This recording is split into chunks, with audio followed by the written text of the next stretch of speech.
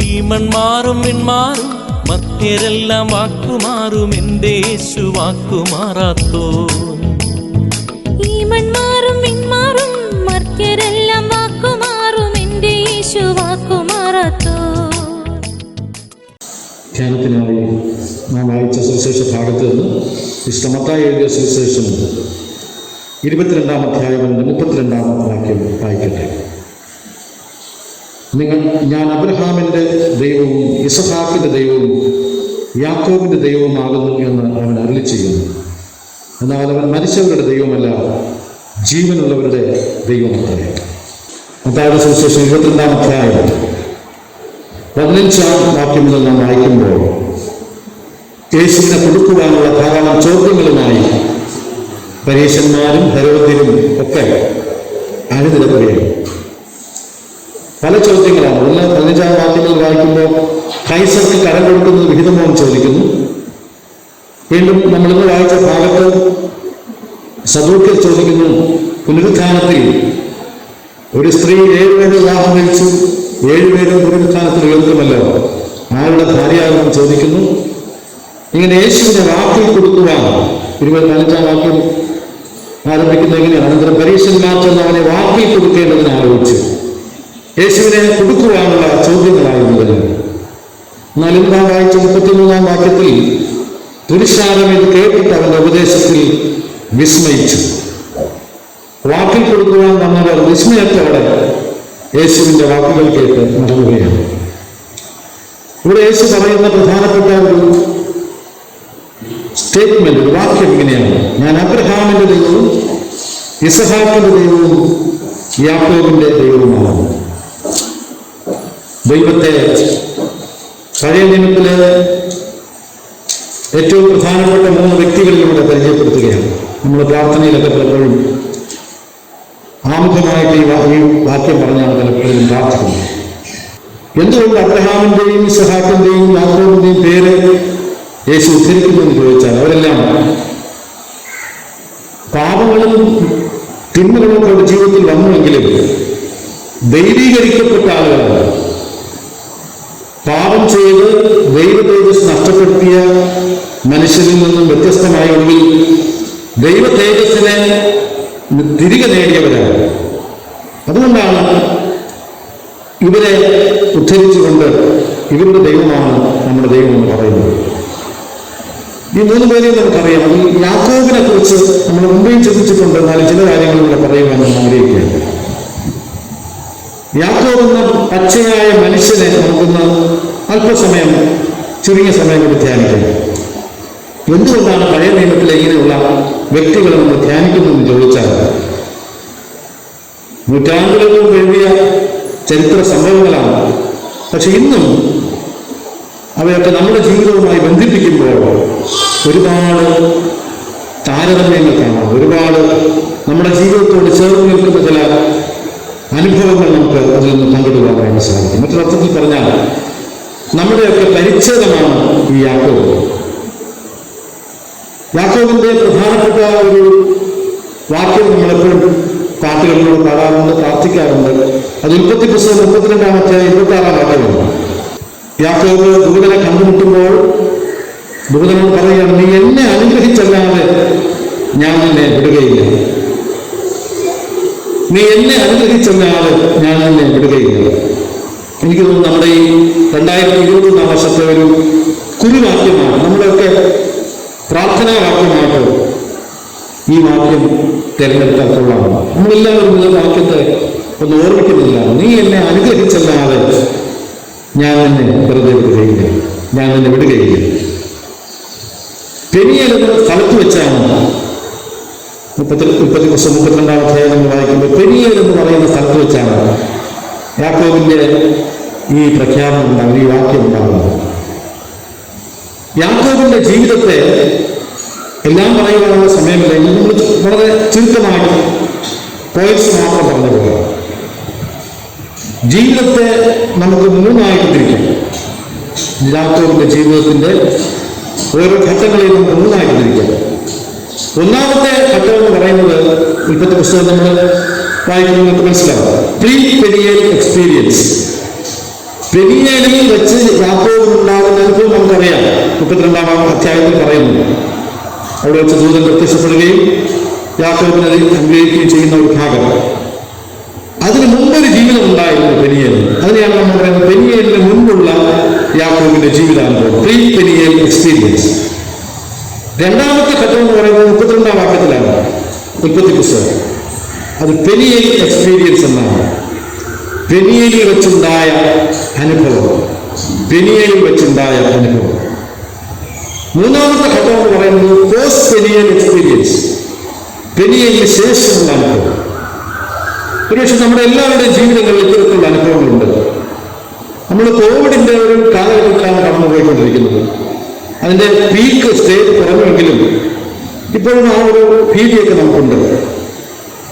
ഈ കോവിഡിന് മുമ്പ് പ്രീ കോവിഡ് സ്റ്റേജ് എക്സ്പീരിയൻസ് ഉണ്ടായിരുന്നു. നമ്മുടെ ഈ കോവിഡിയൻ എക്സ്പീരിയൻസ് ഉണ്ടായിരുന്നു, കോവിഡ് കാലത്തുള്ള നമ്മുടെ എക്സ്പീരിയൻസ് ഉണ്ടായിരുന്നു. ഇനി പോസ്റ്റ് കോവിഡ് എക്സ്പീരിയൻസ് എന്തായിരിക്കും? നമ്മുടെയൊക്കെ ജീവിതാനുഭവങ്ങളിൽ ഇങ്ങനെ 3 അനുഭവങ്ങൾ പലപ്പോഴും കാണുവാനായിട്ട് സാധിക്കും. യാക്കോബിന്റെ ജീവിതത്തിൽ ഉണ്ടായിരുന്നു. എന്താണ് യാക്കോബിന്റെ പ്രീ പെനിയേൽ എക്സ്പീരിയൻസ്? പെനിയേലിന് മുൻപുള്ള അനുഭവം ഉണ്ടായിരുന്നു. പ്രധാനമായും 3 കാര്യങ്ങളാണ് യാക്കോബിന്റെ ജീവിതത്തിൽ ഉണ്ടായത്. ഒന്ന്, 3 തിന്മകളാണ്, പാപങ്ങളാണ്, ചെയ്യാൻ പാടില്ലാത്തതായിരുന്നു. ഒന്നാമത്തെ കാര്യം, തനിക്ക് അർഹതയില്ലാത്തത് തട്ടിയെടുക്കാൻ യാക്കോബ് തയ്യാറായിരുന്നില്ല. ഒന്നാമത്തെ പെനിയേലിന് മുമ്പ് യാക്കോബ് ചെയ്ത ഒന്നാമത്തെ തെറ്റിതാണ്. എല്ലാ മനുഷ്യന്റെയും ജീവിതത്തിൽ വീഴ്ചയുണ്ട്, അതുപോലെയാണ് യാക്കോബ്. തനിക്ക് അർഹതയില്ലാത്തതിനെ തട്ടിയെടുക്കുന്ന യാക്കോബ്. സംഭവം നമുക്കറിയാം, സൺഡേ സ്കൂളിലൊക്കെ നമ്മൾ പഠിക്കുന്നതാണ്. ഒരു ദിവസം ഏശാവ് യാത്ര കഴിഞ്ഞ് വരുമ്പോൾ, ക്ഷീണിച്ച് വരുമ്പോൾ യാക്കോബ് പായസവും പാടിക്കൊണ്ടിരിക്കുകയാണ്. ഉൽപ്പത്തി പുസ്തകത്തിൽ അത് പായസം എന്ന് പറയുന്നു. പുതിയ നിയമത്തിലെ ചില ഉദ്ധരണികളിൽ അത് ഭക്ഷണം എന്ന് പറയുന്നു. എബ്രായ ലേഖകൻ അതിനെ ഊണെന്ന് പറയുന്നു. എന്തായാലും കഴിക്കാനുള്ള ഒരു ആഹാരമാണ് യാക്കോബ് ഉണ്ടായിക്കൊണ്ടിരുന്നത്. ഈ പായസത്തിന്റെ മണം കണ്ടപ്പോൾ ഏശാവ് യാക്കോബ് തന്റെ അനിയന്റെ അടുത്തോട് ചോദിക്കുകയാണ്, എനിക്ക് കുറച്ച് പായസം തരുമോ, നന്നായിട്ട് വിശക്കുന്നു. ഈ സമയം യാക്കോബ് ഒരു അവസരം ഉപയോഗിച്ച് പറയുകയാണ്, നിന്റെ ജ്യേഷ്ഠാവകാശം നീ എനിക്ക് തരുമെങ്കിൽ ഞാൻ നിനക്ക് പായസം തരാം. ഈ ജ്യേഷ്ഠാവകാശം എന്ന് പറയുന്നത് നമുക്കത് വലിയ കാര്യമായിട്ട് തോന്നുന്നു. പക്ഷെ യഹൂദന്മാരുടെ ഒരു പാരമ്പര്യം അനുസരിച്ച് അത് വലിയ പ്രിവിലേജാണ്. ഒരുപാട് നന്മകൾ, ഒരുപാട് നേട്ടങ്ങളുള്ള ഒരു കാര്യമാണ്. പ്രധാനമായും യഹൂദന്മാരുടെ ചരിത്രം പറയുന്നത് പിതാവിന്റെ സമ്പത്തിന്റെ 2/3 ഭാഗം മൂത്ത മകനാണ്, ജ്യേഷ്ഠനാണ്. ബാക്കി എത്ര സഹോദരന്മാരുണ്ടെങ്കിൽ അതിന്റെ 1/3 ഭാഗം കിട്ടും. അപ്പോൾ ഒരു പ്രിവിലേജാണ്. മറ്റൊന്ന്, അപ്പൻ മരണപ്പെട്ടു പോയാൽ പിന്നെ കുടുംബത്തിന്റെ നാഥൻ എന്ന് പറയുന്നത് മൂത്ത മകനാണ്.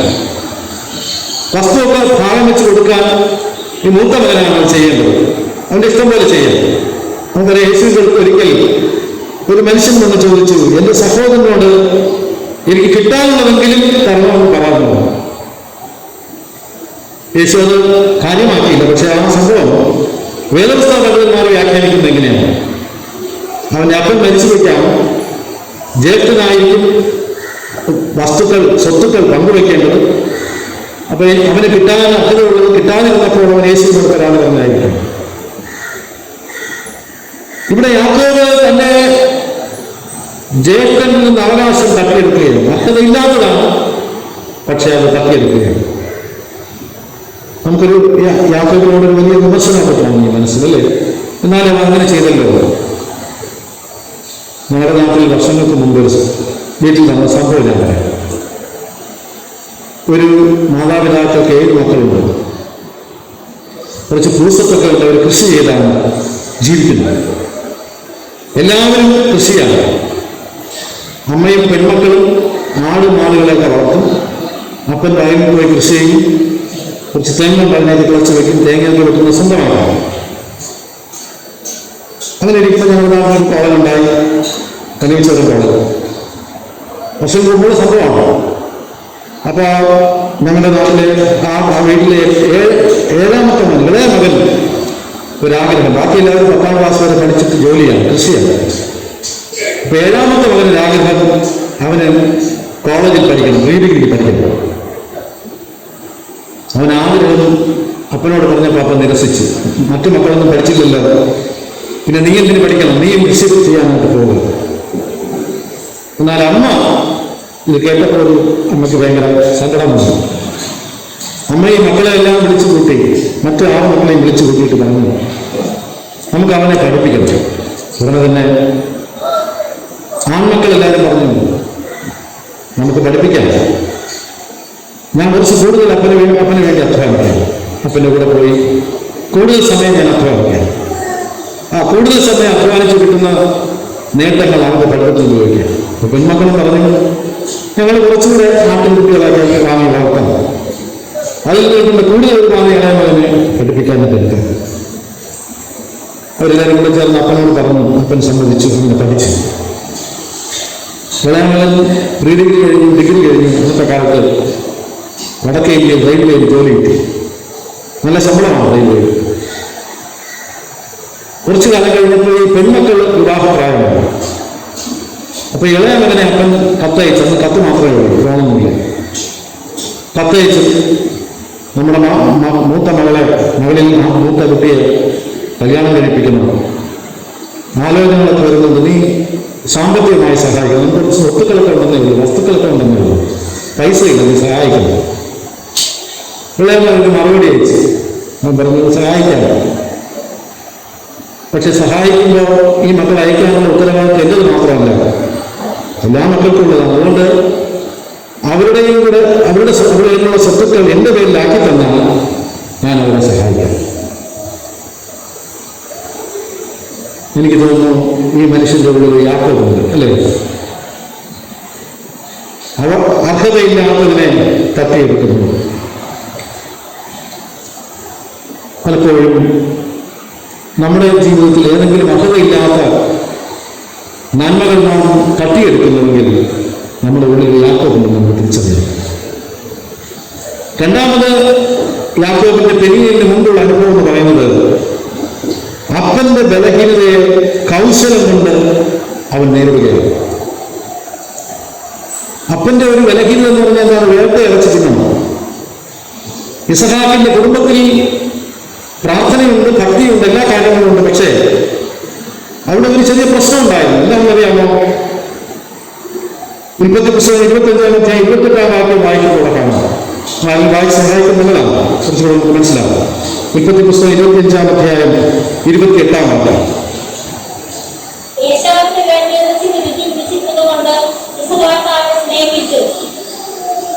റിബേക്കയോ യാക്കോബിനെ സ്നേഹിച്ചു. അവിടെ നോക്കണേ, മക്കളോടുള്ള പാർഷ്യാലിറ്റി.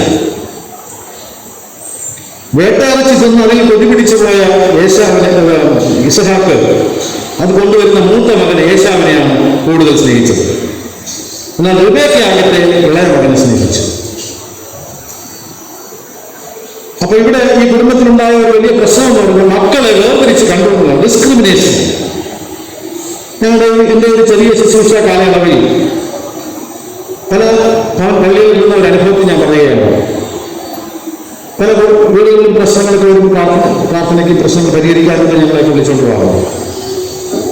അപ്പൊ ഏറ്റവും കൂടുതൽ അയൽപക്കക്കാർ തമ്മിലുള്ള പ്രശ്നത്തെക്കാൾ കുടുംബത്തിനകത്തുള്ള അപ്പനും മക്കളും തമ്മിലുള്ള പ്രശ്നങ്ങളാണ് പലപ്പോഴും പ്രശ്നങ്ങളായി കണ്ടിട്ടുള്ളത്.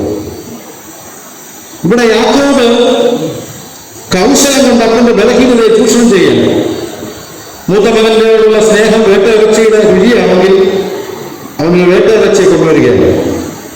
ഈ കൗശലം എന്ന് പറയുന്നത് ബുദ്ധി എന്ന് പറയുന്നത് രണ്ടാണ്. ബുദ്ധി നേരായിട്ട് പ്രവർത്തിക്കുന്നതാണ്. കൗശലം എന്ന് പറയുന്നത് വളഞ്ഞ വഴിയിലൂടെ പ്രവർത്തിക്കുന്നതാണ്. പുതിയ നിയമത്തിലെ ഗ്രീക്ക് ഭാഷയിൽ കൗശലത്തിന് എസുത്തോസ് സാന്തോസ എന്ന വാക്ക് ഉപയോഗിച്ചിരിക്കുന്നു. അത് സക്കായിയുടെ സംഭവം പറയുമ്പോൾ അവൻ യേശുവിനെ വീട്ടിൽ കൊണ്ടുവന്നപ്പോൾ അവൻ 2 കാര്യങ്ങളാണ് ഏറ്റുപറയുന്നത്. ഒന്ന്, വസ്തുക്കളിൽ പകുതി ദരിദ്രർക്ക് ഞാൻ കൊടുക്കും. മറ്റൊന്ന് പറയുന്നത് അന്യായമായി സമ്പാദിച്ചതിന്റെ 4 ഇരട്ടി ഞാൻ മടക്കി കൊടുക്കും. ഈ അന്യായമായി സമ്പാദിച്ചതാണ് കൗശലത്തോടുള്ള സമ്പാദനം. ഗ്രീക്ക് ഭാഷയിൽ അത് എഴുതിയിരിക്കുന്ന കൗശലം എന്നുള്ള വാക്കാണ്. സദൃശ്യവാക്യം 13-ാം അധ്യായം 11-ാം വാക്യം വായിക്കുമ്പോൾ നമുക്കവിടെ കാണാം, അന്യായമായി സമ്പാദിച്ച ധനം കുറഞ്ഞു പോകും, അധ്വാനിച്ച് സമ്പാദിക്കുന്നവനോ വർദ്ധിച്ചു വരും. ഈ അന്യായം എന്ന് പറയുന്നതാണ് കൗശലം. വളഞ്ഞ വഴിയിലൂടെ സമ്പാദിക്കുന്ന ധനം നശിച്ചു പോകുന്നു, നേർവഴിയിലൂടെ സമ്പാദിക്കുന്ന ധനം നിലനിൽക്കുമെന്നാണ് അവിടെ പറയുന്നത്. അപ്പൊ അപ്പന്റെ ഒന്നാമത് അവനെ നമ്മൾ കണ്ടത്, അവൻ അർഹതയില്ലാത്തതിനെ തട്ടിയെടുത്തു, ജ്യേഷ്ഠാവകാശം. രണ്ടാമത് അവനിലുണ്ടായ പരാജയം എന്ന് പറയുന്നത്, അവൻ പിതാവിന്റെ ദൗർബല്യത്തെ, കാഴ്ചയില്ലാത്ത ആ അവസ്ഥയെ, വേട്ടയിറച്ചി തിന്നുവാനുള്ള പിതാവിന്റെ ദൗർബല്യത്തെ അവൻ ചൂഷണം ചെയ്ത് ജ്യേഷ്ഠൻ എന്ന് പറഞ്ഞ് പറ്റിക്കുകയാണ്. മൂന്നാമത്, അതാണ് ഏറ്റവും വലിയ പ്രശ്നം. ഇപ്പോഴത്തെ പുസ്തകം 27-ാം അധ്യായം 20-ാം വാക്യത്തിൽ നമുക്കത് കാണാം. യാക്കോബിന്റെ ജീവിതത്തിൽ വായിക്കാവുന്ന ഉൽപ്പത്തി പുസ്തകം 27-ാം അധ്യായം 20-ാമത്തെ വാക്യം. തന്റെ മകനോട്, മകനെ, നിനക്ക് ഇത്ര വേഗത്തിൽ കിട്ടിയത് എങ്ങനെയെന്ന് ചോദിച്ചതിന്, നിന്റെ ദൈവമായ യഹോവ എന്റെ നേരത്തെ കട്ടി തന്നു എന്ന് അവൻ പറഞ്ഞു. ആ സംഭവം, ആ പശ്ചാത്തലം ഇതാണ്. അപ്പന് വേട്ടയിറച്ചി കൊണ്ടു കൊടുക്കുകയാണ്. നാട്ടിറച്ചിയെ വേട്ടയിറച്ചിയാക്കി അപ്പനെ പറ്റിക്കാൻ നോക്കിയാണ്. അമ്മ ഉണ്ടാക്കി കൊടുത്തു, അതിനെ കൊണ്ടുപോവുകയാണ്. അപ്പൊ ഇസ്രായേൽ ഇത്ര പെട്ടെന്ന് എങ്ങനെയാണ് ഈ വേട്ടയിറച്ചി കിട്ടിയത്? നീ കാട്ടിൽ പോയി ഒരുപാട് സമയം എടുത്തല്ലേ സാധാരണ എനിക്ക് കൊണ്ടുവരാറുള്ളൂ. അപ്പൊ അവൻ വേട്ടയിറച്ചി എന്നുള്ള വ്യാജേന നാട്ടിറച്ചി വെച്ച് കൊടുത്തിട്ട് അവൻ പറയുന്നത് എന്താണ്? നിന്റെ ദൈവമായ യഹോവ നിങ്ങൾക്ക് വരുത്തി തന്നു എന്ന് പറയുന്നു. ദൈവത്തെ അന്യായമായി സാക്ഷി നിർത്തുകയാണ്. അപ്പം യാക്കോബിന്റെ ജീവിതത്തിൽ ഉണ്ടായ മൂന്നാമത്തെ പെനിയേലിന് മുമ്പുള്ള അനുഭവം ദൈവത്തെ ഉപയോഗിച്ചുള്ള കബളിപ്പിക്കൽ. ദൈവത്തെ ഉപയോഗിച്ചുള്ള കബളിപ്പിക്കൽ, കള്ളത്തരത്തിന് ദൈവത്തെ ഉപയോഗിക്കുകയാണ്. ഇന്നത്തെ ഒരു കറണ്ട് സ്പിരിച്വാലിറ്റി നമ്മൾ നോക്കുമ്പോൾ അവനവന്റെ വളർച്ചയ്ക്ക് ദൈവത്തെ ഉപയോഗിക്കുകയാണ്.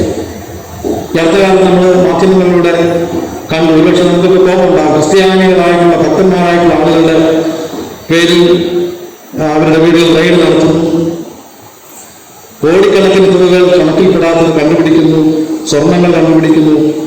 ഇതെല്ലാം നമുക്കൊരു പക്ഷേ ചെയ്തവരോട് ദേശം തോന്നും. പക്ഷേ നമ്മൾ നോക്കണം, അസ്വാഭാവികമായി ഏത് ധനം നമ്മുടെ കയ്യിലുണ്ടെങ്കിലും അത് കുറ്റമാണ്, പാപമാണ്. ദൈവത്താണേ എന്ന് നമ്മൾ പറയുന്നുവെങ്കിൽ ദൈവത്തിന് നമ്മൾ ദുരുപയോഗം ചെയ്യുകയാണ്. കൽപ്പനകൾ വന്നാൽ നമുക്കറിയാം, എന്റെ നാമം നിങ്ങൾ എഴുതരുത്, വൃഥാ എടുക്കരുതെന്ന് പറയുകയാണ്. അപ്പൊ ദൈവത്തെ ഉപയോഗിച്ചുള്ള കബളിപ്പിക്കലാണ്.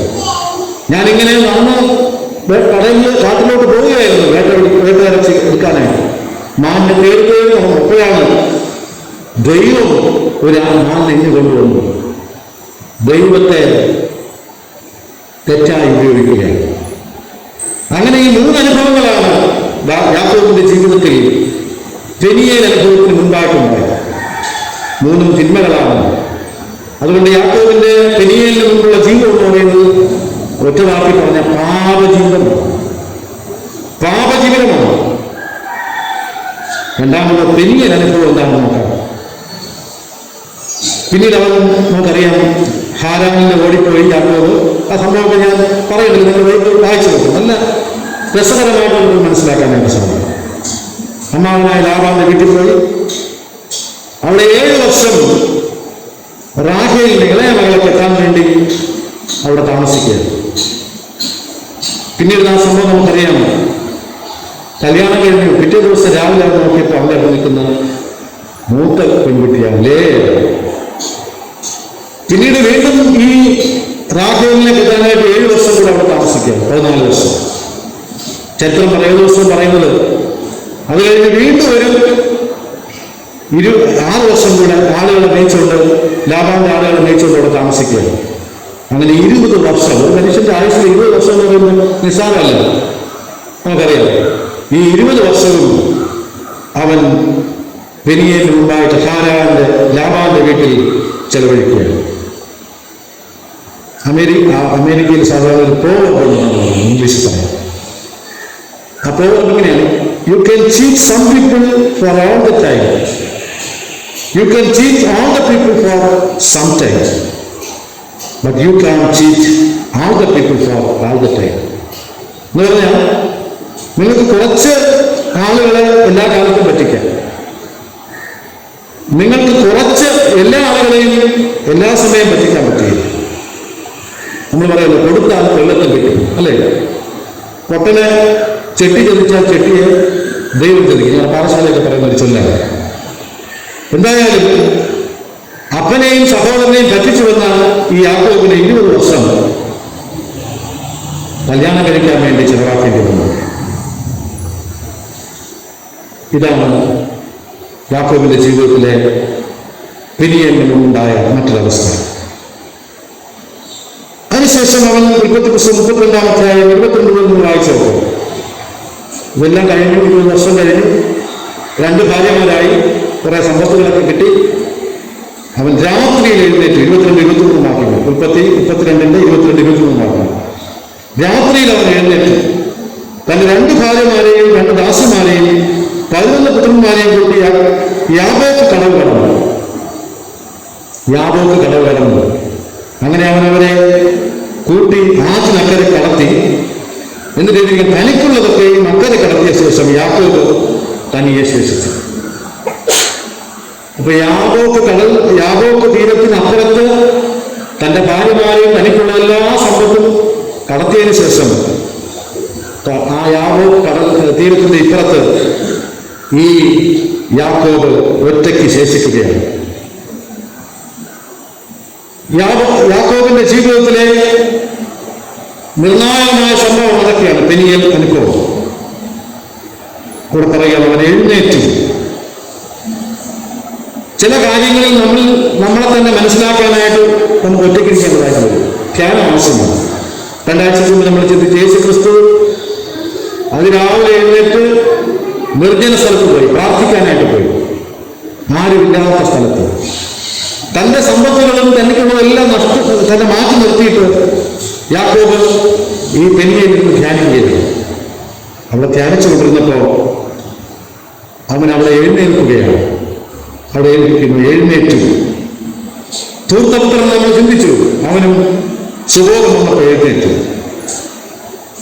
പരാജയങ്ങൾ പലപ്പോഴും പാഠങ്ങളാകും. ഇതുവരെയും യാക്കോബിന്റെ ജീവിതത്തിൽ പരാജയങ്ങളുടെ ഒരു പരമ്പരയാണ്. അവൻ കുറെ കാലം അവന്റെ അപ്പനെയും സഹോദരനെയും ഒക്കെ പറ്റിച്ചു. പക്ഷേ ആ പറ്റിച്ചതിനൊക്കെ അവന് തിരിച്ചടി കിട്ടി ജീവിതത്തിൽ. എന്നാൽ പരാജയങ്ങൾ എഴുന്നേൽക്കാനുള്ളതാണ്.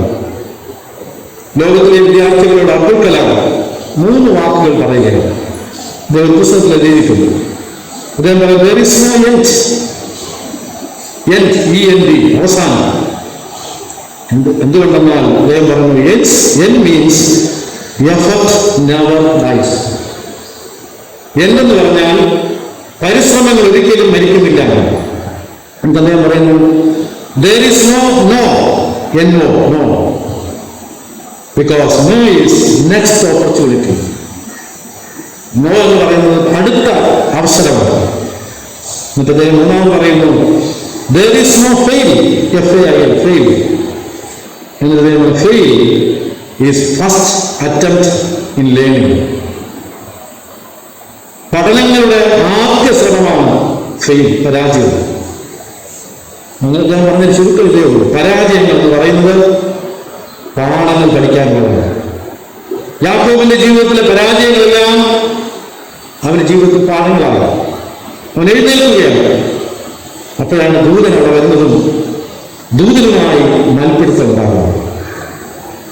അവിടെ വെച്ച് അവരുടെ നിസ്സഹായതയെ ബോധ്യപ്പെട്ടു. നിസ്സഹായതയെ ബോധ്യപ്പെടുക എന്ന് പറയുന്നത് നല്ലതാണ്.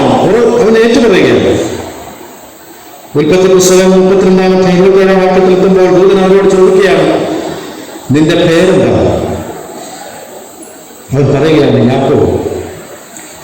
ഇതേ ചോദ്യം കുറെ വർഷങ്ങൾക്ക് മുമ്പ് അവന്റെ പിതാവ് ചോദിച്ചു. ഉൽപ്പത്തി പുസ്തകം 27-ാം 24-ാം ഇസ്രായേൽ. അപ്പോൾ അവൻ പറഞ്ഞെന്താണ്? ഞാൻ ഏശാവാണ്. ഇപ്പൊ അവൻ അവന്റെ പേരുള്ളതുപോലെ പറയുകയാണ്. പ്രിയമുള്ളവരെ, തെറ്റുകൾ തിരുത്തപ്പെടണം. അത് നമ്മളെ വിശുദ്ധീകരണത്തിലേക്ക് നയിക്കും. എല്ലാം മനസ്സിലായപ്പോൾ അവൻ 32-ാമത്തെ 26-ാം വാക്യത്തിൽ ഈ ദൂതനോട് പറയുകയാണ്, എന്നെ അനുഗ്രഹിച്ചിട്ടല്ലാതെ എന്നെ വിടുകയില്ല. ഒരുപക്ഷെ ഈ തെറ്റിദ്ധാരണ ഉണ്ടാക്കുന്ന ഒരു വാക്ക് അനുഗ്രഹം എന്ന് പറയുമ്പോൾ ഭൗതികമായ അനുഗ്രഹമാണെന്ന് ചിന്തിക്കുന്ന ഒരു കാലഘട്ടത്തിലാണ് ഞാൻ ജീവിക്കുന്നത്. അതുകൊണ്ട് യാക്കോബിന്റെ ഈ ഭാഗം ഒന്ന് ശ്രദ്ധിച്ച് നിങ്ങൾ വായിക്കണം. അനുഗ്രഹം എന്ന് പറയുമ്പോൾ തന്നെ 25-ാം വാക്യത്തിൽ ചെയ്തിരിക്കുന്നതെന്നാണെന്ന് പറയുമ്പോൾ ദൂതൻ വന്ന് അവന്റെ തുടയിൽ തൊട്ടു. തുട ഒഴുക്കായിപ്പോയി. 31-ാം വാക്യത്തിൽ നമ്മൾ കാണുന്നു, അവൻ പെനിയേൽ കടന്നു പോകുമ്പോൾ സൂര്യൻ ഉദിച്ചു, എന്നാൽ തുടയുടെ ഒഴുക്ക് നിമിത്തം അവൻ മുടങ്ങുന്നു. കള്ളം ചെയ്തപ്പോൾ, പാപങ്ങൾ പ്രവർത്തിച്ചപ്പോൾ അവനൊന്നുമില്ല. പക്ഷേ ദൂതൻ അവനെ തൊട്ടപ്പോൾ, എന്നെ അനുഗ്രഹിക്കണമെന്ന് പറഞ്ഞപ്പോൾ, ദൈവാശ്രയത്തിന് വേണ്ടി അവൻ യാചിച്ചപ്പോൾ അവന്റെ തുടയിൽ ഒഴുക്കുണ്ടായി. പിന്നീടുള്ള അവന്റെ ജീവിതം മുടന്തിയാണ്. പക്ഷേ അവിടെ അവനൊരു പുതിയ രൂപാന്തരം ഉണ്ടായി. അനുഗ്രഹം എന്ന് പറയുന്നത് ഒരിക്കലും ഭൗതികമായ അനുഗ്രഹമാണെന്ന് നമ്മൾ ചിന്തിക്കരുത്, ദൈവാശ്രയമാണ്. ഇവിടെ നമ്മൾ കാണുന്നു, അവൻ പെനിയേൽ കടന്നു പോകുമ്പോൾ സൂര്യൻ ഉദിച്ചു. ഇംഗ്ലീഷ് ബൈബിളിൽ കുറച്ചുകൂടെ വ്യക്തമായി പറയുന്നു, the sun rose upon him, അവനിൽ സൂര്യൻ ഉദിച്ചു എന്ന് പറഞ്ഞാൽ പാപം ചെയ്ത് അവൻ നഷ്ടപ്പെടുത്തിയ ദൈവത്തിന്റെ തേജസ് അവന് തിരികെ ലഭിച്ചു എന്നർത്ഥം. യെശയ്യാവ് 60-ാം അധ്യായത്തിന്റെ 1-2 വാക്യങ്ങളിൽ യെശയ്യാവ് പ്രവാസികളായി കഴിഞ്ഞ ഇസ്രായേൽ ജനത്തോട് പറയുകയാണ്, എഴുന്നേറ്റ് പ്രകാശിക്കാം, നിന്റെ പ്രകാശം വന്നിരിക്കുന്നു, യഹോവയുടെ തേജസ്സും നിന്റെ മേൽ ഉദിച്ചിരിക്കുന്നു. നിന്റെ മേൽ യഹോവ ഉദിക്കും, അവന്റെ തേജസ് നിന്റെ മേൽ പ്രത്യക്ഷമാകും. നമുക്ക് നഷ്ടപ്പെട്ടു പോയ ദൈവ തേജസ്സിനെ തിരിച്ചു പിടിക്കുവാനുള്ള യാചനയാണ് ദൈവമേ എന്നെ അനുഗ്രഹിക്കാമെന്ന് പറയുന്നത്. അതുകൊണ്ട് ഞാൻ ഇത് നമ്മുടെ ആത്മവാക്യമായി ഈ ദിവസം സ്വീകരിക്കണമെന്ന് പറഞ്ഞതിൻ്റെ അർത്ഥം, എനിക്ക് ഇപ്പോഴുള്ള കാറിന് പുതിയൊരു കാർ വാങ്ങിത്തരണമെന്നോ, ഒരു വീടുകൂടെ എനിക്ക് വേണമെന്നോ, എൻ്റെ മക്കൾക്ക് കുറച്ചുകൂടെ നല്ല ഉപജീവനം കിട്ടണമെന്നോ ഒന്നുമുള്ള അനുഗ്രഹമല്ല നാം ചിന്തിക്കരുത്. ദൈവാശ്രയം, ദൈവ തേജസ്, എനിക്ക് നഷ്ടപ്പെട്ടു പോയ ദൈവ തേജസ് മടക്കി തരണമേ എന്നുള്ള പ്രാർത്ഥനയായിരിക്കണം. അതൊരു പക്ഷേ യാക്കോബിന്റെ ജീവിതത്തിൽ മുടന്തോടുകൂടിയാണ് കിട്ടിയത്. യാക്കോബിന്റെ ജീവിതത്തിൽ മാത്രമല്ല, മറിയയ്ക്ക് നമുക്കറിയാം, ഒരു വാൾ അവളുടെ നെഞ്ചിലൂടെ കടന്നുപോയി. പൗലോസിന് അതൊരു ശൂലമായിരുന്നു, യേശുവിന്റെ കുരിശാണ്. എനിക്ക് നിങ്ങൾക്ക് ഒരുപക്ഷെ ഈ മുടന്ത് മറ്റു തരങ്ങളിലായിരിക്കണം, എന്നാലും ആ മുടന്തോടൊപ്പം ദൈവ തേജസ്സിന് വേണ്ടിയുള്ള യാചനയായിരിക്കണം ഈ പുതിയ വർഷത്തിൽ. മലാക്കി പ്രവാചകൻ 4-ാം അധ്യായം 1-2 വാക്യങ്ങൾ പറയുന്നത് എങ്ങനെയാണ്? നമുക്കറിയാം, പഴയ നിയമത്തിലെ ഒടുവിലത്തെ ഭാഗമാണ്, എന്റെ നാമത്തെ ഭയപ്പെടുന്ന നിങ്ങൾക്കോ നീതിസൂര്യൻ തന്റെ ചിറകിന്മേൽ രോഗോപശാന്തിയോടുകൂടെ ഉദിക്കും, നിങ്ങളും പുറപ്പെട്ട് തൊഴുത്തിൽ നിന്ന് വരുന്ന പശുക്കിടാങ്ങളെ പോലെ തുള്ളിച്ചാകും. ദൈവ തേജസ്സിലേക്ക് എത്തിച്ചേരുക എന്നുള്ളതാണ് എന്റെയും നിങ്ങളുടെയും ആത്മീയ ജീവിതത്തിന്റെ അന്തിമമായ ലക്ഷ്യം. അങ്ങനെ എത്തിച്ചേരുമ്പോൾ നമ്മൾ തുള്ളിച്ചാടും. നമ്മുടെ ഭൗതിക ജീവിതങ്ങളിൽ ഒരുപാട് പ്രയാസങ്ങളും മുടന്തലും ഉണ്ടായാലും നമ്മുടെ ആത്മീയ ജീവിതം സന്തോഷത്തിൻ്റെതായിരിക്കും, ആഹ്ലാദത്തിൻ്റെതായിരിക്കും. അത് കിട്ടുമ്പോൾ മാത്രമല്ല, യാക്കോബിന്റെ ഒരു സംഭവം കൂടെ പറഞ്ഞില്ലെങ്കിൽ ധ്യാനം തീരുകയില്ല. നമ്മൾ അവസാനിപ്പിക്കാം. 33-10 നമ്മൾ വായിക്കുന്നു, തിരിച്ച് ഏശാവിനെയും കുടുംബത്തെയും യാക്കോബും കുടുംബവും കണ്ടുമുട്ടുന്നൊരു ഭാഗമാണ്. അവിടെ അവൻ ഏശാവിനോട് പറയുകയാണ്, ഏശാവിനെ യാക്കോബ് കണ്ടപ്പോൾ പറയുകയാണ്, ദൈവത്തിന്റെ മുഖം കണ്ടതുപോലെ ഞാൻ നിന്റെ മുഖം കാണുന്നു. ദൈവത്തിന്റെ മുഖം കണ്ടതുപോലെ ഞാൻ നിന്റെ മുഖം കാണുന്നു. പറ്റിച്ചോണ്ട് പ്രയോജനമില്ല, കണ്ടാൽ കടിച്ചു കീറേണ്ടതാണ്. പക്ഷേ യേശാവ് അവരോട് ക്ഷമിച്ചപ്പോൾ പറയുകയാണ്, ദൈവത്തിന്റെ മുഖം കണ്ടതുപോലെ ഞാൻ നിന്റെ മുഖം കാണുന്നു. ഈ ദൈവ തേജസ് നമുക്ക് കിട്ടുമ്പോൾ നമ്മൾ സന്തോഷിക്കുകയും ആഹ്ലാദിക്കുകയും ചെയ്യുന്നതോടൊപ്പം തന്നെ നമ്മളുണ്ടാകുന്ന മറ്റൊരു ഭാവമാണ് സഹോദരനിൽ ദൈവത്തെ കാണാൻ കഴിയുന്നത്. സഹോദരനെ ദൈവതുല്യം സ്നേഹിക്കാൻ കഴിയുന്നു. അങ്ങനെയുള്ള ഒരു പുതിയ ജീവിത ശൈലി നമുക്കുണ്ടാകണം. യാക്കോബിന്റെ ദൈവമാണ് നമ്മുടെ ദൈവമെങ്കിൽ യാക്കോബിന്റെ ജീവിത പെനിയേലിന് മുമ്പുള്ള ജീവിതാനുഭവങ്ങളിലൂടെ പലപ്പോഴും കടന്നുപോയുള്ള നമുക്കും ഈ പെനിയേൽ അനുഭവം, ഈ കാലത്തെ ഒരു നിരാശാ ജീവിതം പെനിയേലിന് ശേഷമുള്ള ദൈവതേജസ് സ്ഥാപിക്കാനുള്ള അനുഭവമാക്കി മാറ്റാൻ കഴിയുന്നു. 4-ാം സങ്കീർത്തനം നമ്മൾ വായിച്ചല്ലോ. 6-ാം വാക്യത്തിൽ ദാവീദ് പറയുകയാണ്, യഹോവേ നിന്റെ മുഖപ്രകാശം ഞാൻ തന്നെ ഉദിപ്പിക്കുന്നു. നമുക്കും ആ പ്രാർത്ഥനയോടുകൂടെ ഈ ധ്യാനം അവസാനിപ്പിക്കാം. യഹോവേ നിന്റെ മുഖപ്രകാശം എൻ്റെ മേൽ ഉദിപ്പിക്കണം. നമ്മുടെ ദൈവ തേജസ്, ദൈവത്തിന്റെ പ്രകാശം, സൂര്യൻ നമ്മുടെ മേൽ ഉദിക്കുമ്പോൾ നമ്മൾ സന്തോഷിക്കുന്നത് മാത്രമല്ല, നമ്മുടെ സഹോദരനിലും നമ്മുടെ ശത്രുവിലും നമ്മെ ഇല്ലാതാക്കിയവരിലും നമ്മളില്ലാതാക്കിയവരിലും ഒക്കെ ദൈവത്തിന്റെ മുഖം കാണാൻ നമുക്ക് സാധിക്കും. അതിനുള്ള ദൈവാനുഭവം, ആത്മീയാനുഭവം ഈ ചിന്തകളിലൂടെ ദൈവം നമുക്ക് പകർന്നു തരട്ടെ. ആമേൻ.